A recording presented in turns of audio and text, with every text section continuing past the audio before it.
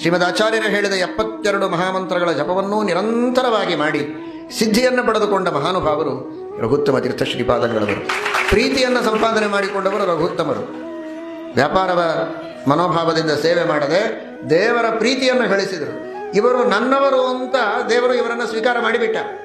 ಸ್ವೀಕಾರ ಮಾಡಿದ್ದಕ್ಕೆ ಎಷ್ಟರ ಮಟ್ಟಿಗೆ ಅದರ ಫಲವಾಗಿದೆ ಅಂತ ಆಲೋಚನೆ ಮಾಡಿ, ಇವರನ್ನು ನನ್ನವರು ಅಂತ ದೇವರು ತಿಳ್ಕೊಂಡದ್ದಕ್ಕೆ ಅವರಿಗೇನು ಬೇಕೋ ಅದನ್ನು ಕೊಟ್ಟ ಅಂತ ಅಷ್ಟೇ ಅಲ್ಲ, ಅವರಿಗೆ ಬೇಕಾದದ್ದನ್ನು ಕೊಟ್ಟ, ಅವರ ಶಿಷ್ಯರಿಗೆ ಬೇಕಾದದ್ದನ್ನು ಕೊಟ್ಟ, ಅವರ ಶಿಷ್ಯರೆಲ್ಲ ಇವರು ಮಹಾ ಟಿಪ್ಪಣಿಕಾರರಾಗುವಂತೆ ಮಾಡಿದ.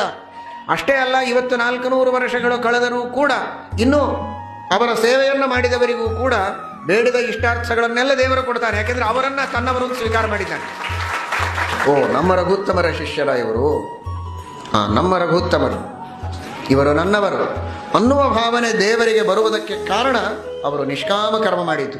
ಹೀಗಾಗಿ ಇಷ್ಟೆಲ್ಲ ಸಕಾಮ ಕರ್ಮ ಮಾಡುವವರು ತಮ್ಮ ಬೇಳೆ ಬೇಯಿಸಿಕೊಳ್ಳುವುದಕ್ಕೆ, ತಮ್ಮ ಕೆಲಸ ಮಾಡಿಸಿಕೊಳ್ಳುವುದಕ್ಕೆ ಅನುಕೂಲವಾಗಿದೆ. ಅವರೊಬ್ಬರು ಮಹಾನುಭಾವರು ಅಷ್ಟು ನಿಷ್ಕಾಮವಾಗಿ ಮಂತ್ರಗಳ ಜಪವನ್ನು ಮಾಡಿ ಸಿದ್ಧಿಯನ್ನು ಪಡೆದುಕೊಂಡದ್ದಕ್ಕೆ ಅವರ ಅನುಗ್ರಹದಿಂದ ಏನೋ ಸಣ್ಣ ಪುಟ್ಟ ಕಾಮನೆಗಳಿದ್ದರೆ ಅವುಗಳನ್ನು ಈಡೇರಿಸಿಕೊಂಡು ಮುಖ್ಯವಾಗಿ ನಿಷ್ಕಾಮವಾದ ಕರ್ಮಗಳನ್ನು ಮಾಡುವ, ಜಪವನ್ನು ಮಾಡುವ ಪ್ರವೃತ್ತಿಯನ್ನು ಬೆಳೆಸಿಕೊಳ್ಳಿ.